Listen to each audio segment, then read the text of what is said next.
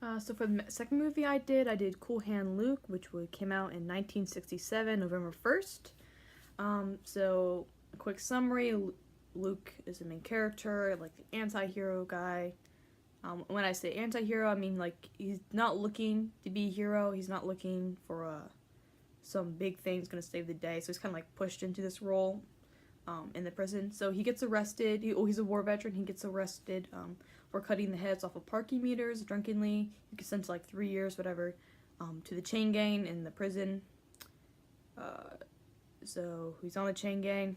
He finds loopholes in the systems. The guard hate him. He doesn't like authority. He escapes a few times to catch him. Last time he escapes, he's in a church, and then he ends up getting shot and he dies. And that's pretty much what happens. Now, Cool Hand Luke this movie is a lot of anti-establishment things, especially like within a prison. It's most exemplified with the prisoners always fighting against the guards, and so that it's always has that tension, has that kind of theme throughout. Especially since it was filmed while during the Vietnam War, it obviously there's a lot of parallels to the government and like the people, like they don't want to be in this war yet the government kind of makes them. So there's a lot of parallels between that and the guards. Also, with a famous line from Cool Hand Luke, it's what we have here is a failure to communicate. That can be interpreted as the government not really stipulating why it's in Vietnam or why they're fighting this war. And that's also like one of the most famous movie lines ever. It's like the only good line in the movie, but it's fine. It's not really an action-packed film. It's a kind of slow-going film. It's more about what the character development is and how the attitude changes from other characters to the main character.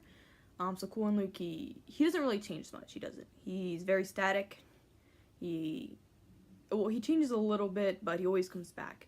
He's very static. He has in his head, I follow my own rules. I follow my own law, whatever. He doesn't like people telling him what to do. So obviously he probably doesn't think he should be in jail.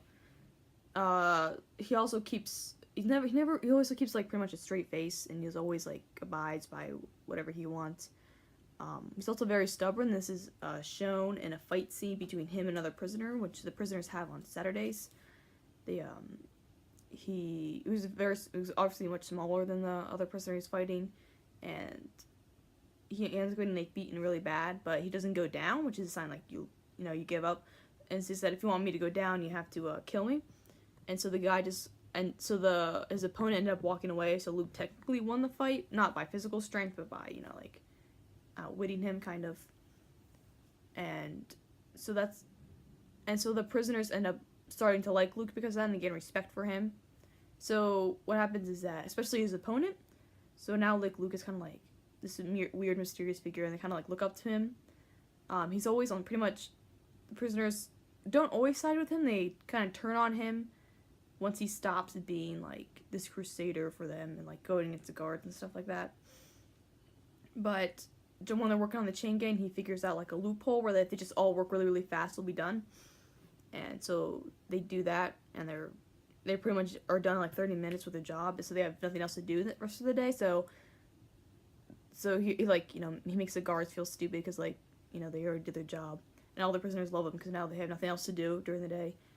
So it's kind of like Luke is like this changing figure, but he changes the system around him. He doesn't really change himself, which I think is important because he's very stubborn. So he's like, I think it should be this way, or if it's not this way, then I'm gonna get my way. So it kind of like reflects kind of like the attitude of people during that time.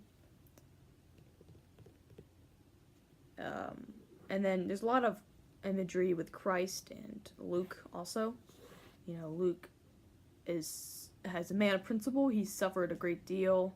He's beaten by the guards, and then he's turned on by his own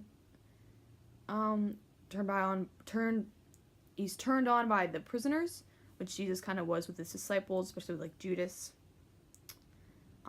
Also, there's a lot of imagery, like especially after he's done this egg eating contest, he eats like 50 eggs for the 50 prisoners, it's kind of like a symbolism is that they kind of just, and like and the people are there for the entertainment, so they kind of just like take what they want from Luke, and then like they go away and leave him on his own. And after he eats the 50 eggs, even though everybody said that was impossible, he eats the 50 eggs like a miracle. So like Christ, he's laying with his arms stretched out and his legs crossed, which is another image of often used imagery when he's like on the cross with crucifixion. And he also has a relationship. He also he prays to God, but he's always like, God, like, what are you gonna do for me? I'm like down here, like, are you ever gonna help me? And I never got a fair shake, whatever. Especially in the final scene before he gets shot by the guards after he escapes like 3 times. So he has like kind of like Jesus, like in the book of Mark, I think, where where Jesus is like at the end of when he's dying, like, my God, why have you forsaken me? So it's kind of like that, where Luke is like, God, like when are you ever gonna treat me right, whatever. So, and also like another important scene is when Luke breaks, kind of like after he's escaped for I think either the second time, the guards make him dig a grave, fill the grave back up, dig it again, fill it back up, and like and then they started like beating Luke, and he's like, just please stop, and then he ends up kind of like submitting to the guards, and for a while he kept doing it was after the first time he escaped, so for a while he kept with the guards line, but then he escapes again, and he returns to the prison again. So he's kind of like, like, you can't really fake. So like the prisoners thought he was faking it when he came back, but he really said that, like, you can't really fake something like that. So it kind of shows that he does break, but he also goes back to the way he was after like the system like beat him down.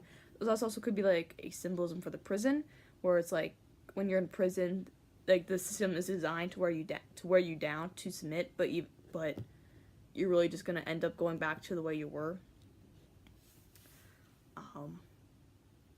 So yeah, I think what this is up to is this movie is definitely it's kind of portrays Luke as, he's like this normal guy, like anybody could be him. There's definitely imagery, there's definitely a comment on the Vietnam War and the government, and like how people are resisting that, but also like they're not winning, because in this system, if you resist, you get thrown in jail, or you're outcasted. So I think this movie is pretty great, because it's not like action packed, so it really makes you think, and it really makes you reflect on what is Luke really doing. So I think it really, and also like kind of portrays like the hero as any rogue person. He has no superpowers. He's not like some Superman. He wasn't born some tragic backstory. He's like anybody else. So yes, that is my review on Cool Hand Luke.